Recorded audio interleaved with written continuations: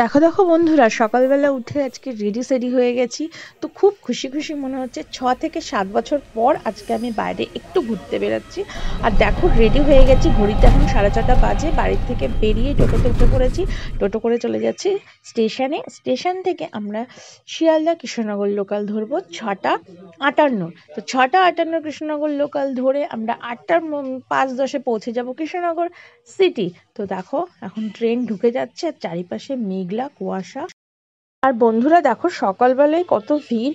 তো যত বেলা বাড়বে ভিড় তো বাড়তে থাকে, তার জন্য আমরা সকাল সকাল বেরিয়ে পড়েছি। এদিকে ট্রেন ঢুকে গেছে, আর স্টেশনে প্রচণ্ড ভিড় ছিল, আর ট্রেনেরও গন্ডগোল ছিল। তো কৃষ্ণনগর লোকাল ধরে আমরা চলে যাব কৃষ্ণনগর।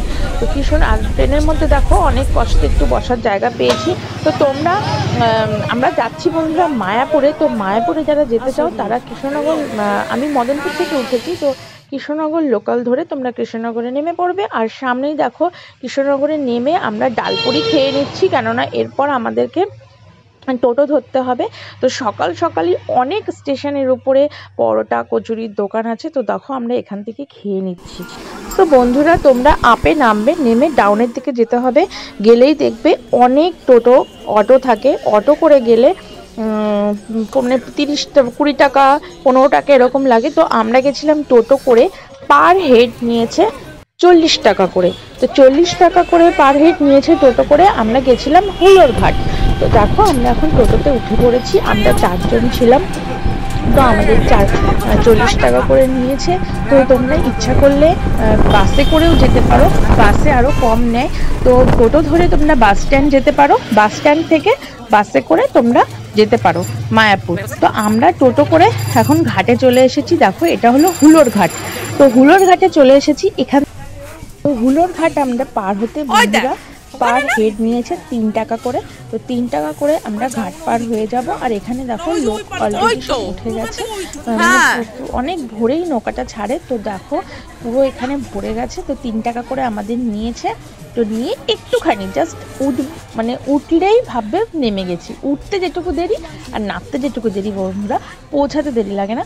তো দেখো আমরা চলে এসেছি, আমরা এবার উঠে যাচ্ছি, আর নৌকা ঘোরাতে ঘোরাতে পৌঁছেও যাব।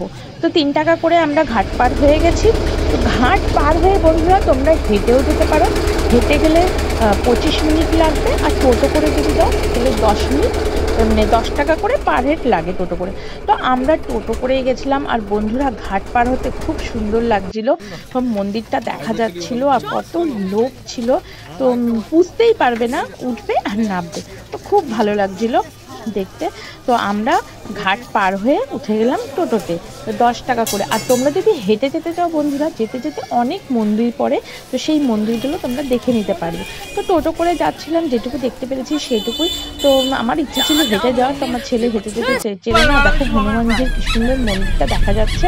তো আমরা টোটো করে এবার সোজা চলে যাচ্ছি মন্দিরে। আর রাস্তার দুপাশে অনেক মন্দির। তো আমরা এখন চলে এসেছি মায়াপুর মন্দিরে। তো এবার আমরা প্রবেশ করব।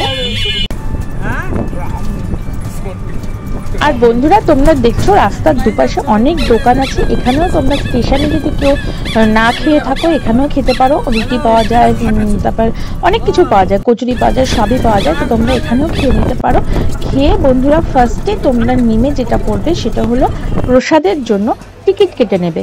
না হলে যদি ওটা দেরি করে কাটো তো খুব অসুবিধা হয়ে যায়। তো আমরা প্রথমে মন্দিরে ঢুকেই কেটে নিয়েছি কুপন প্রসাদের জন্য। তো এখানে গদা ভবন আছে, এখানে নাগভট্ট ভবন আছে, তো এরকম অনেক কিছু আছে। তো আমরা কেটে নিয়েছিলাম নাগভট্ট ভবনের টিকিট, যেটা ছিল 50 টাকা করে পার হেড। তো গীতা ভবনেও ছিল, ওখানে গদা ভবনে ছিল হলো 60 টাকা করে। আরও স্পেশাল অনেক কুপন আছে। তো আমরা নাগভট্ট ভবনে কেটে নিয়েছিলাম কুপনটা ফার্স্টে। তো এখানে তিলক দিচ্ছে সবাইকে, তো আমরাও পরে নিলাম। তো বন্ধুরা প্রথমে টিকিটটা কেটে আমরা একটু বাইরে গেছিলাম চা খেতে। চাটা খেয়ে এসে তো মন্দিরটা ভালো করে দেখলাম। তো দেখো বন্ধুরা এখানে এই যে বড় মন্দিরটা, এটা কিন্তু এখনো কমপ্লিট হয়নি, এই মন্দিরটা এখনো কাজ চলছে। তো এখানে তোমরা ঢুকতে পারবে না, ওখানে কাজ চলছে বলে ওখানে প্রবেশ নিষিদ্ধ। আর তোমরা বন্ধুরা ভিতরে অনেক জায়গা পাবে ঘুরতে, খুব সুন্দর। তোমরা যারা এখনো পর্যন্ত মায়াপুরে যাওনি, তোমরা অবশ্যই মায়াপুর ঘুরে আসো, খুব সুন্দর জায়গা, খুব ভালো লাগবে। তো দেখো আমরা কত এখানে অনেক ফুলের চাষ হয়েছে, এখানে কি সুন্দর ঝর্ণা আছে, তোমরা এখানে বসে থাকতে পারো অনেকক্ষণ সময়। তো বন্ধুরা আমরা যখন ঢুকেছিলাম তখন বাজে সাড়ে 9টার সময় গিয়ে দেখি ওখানে ভোগ দিচ্ছে।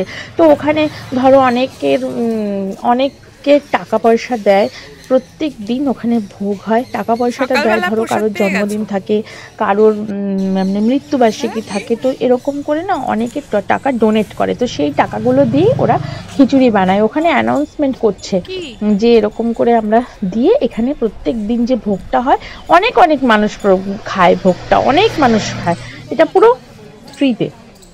আর দেখো দুপাশে কত সুন্দর ফুল, আর এখানে কীর্তন হচ্ছিল, তো আমরা কিছুটা সময় দাঁড়িয়ে কীর্তন শুনে নিলাম। তো ভেতরটা ঢুকলে না বন্ধুরা পুরো মনটা শান্তি হয়ে যায়। তো তোমরা একদিনের জন্য আসতে পারো মায়াপুরে, আবার তোমরা ওখানে অনেক ধর্মশালা আছে, ওখানে থাকতে পারো, অনেক হোটেল আছে, এখানে থাকতে পারো। তো এখানে দেখো কি সুন্দর কীর্তন হচ্ছে।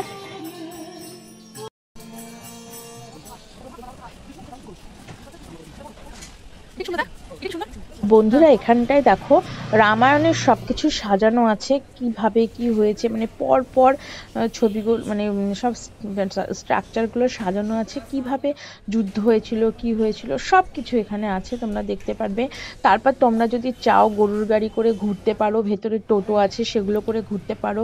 তো টোটো বা গরুর গাড়ি যদি ঘোরো তাহলে সেখানে 300-400 টাকা করে নেয় ঘুরতে। তো আমরা ঘুরিনি, আমরা পায়ে হেঁটেই সমস্ত ঘুরেছি। তো তোমরা ঘুরতে পারো ওরকম করে। আর যারা যারা মানে কোনোদিনই, আমি আগেও গেছিলাম মায়াপুরে, তো এবারও গেছি, অনেক কিছু চেঞ্জ হয়েছে, আরও সুন্দর হয়েছে, আরও আগামী দিনে আরও সুন্দর হবে। আর দেখো এখানে একটা রেস্টুরেন্ট ছিল ভিতরে, ওখানে তো সবই ভেজ, তো ওখানে কেক নিয়ে নিয়েছিলাম, কেকগুলো খুব টেস্টি ছিল, খুব টেস্টি ছিল।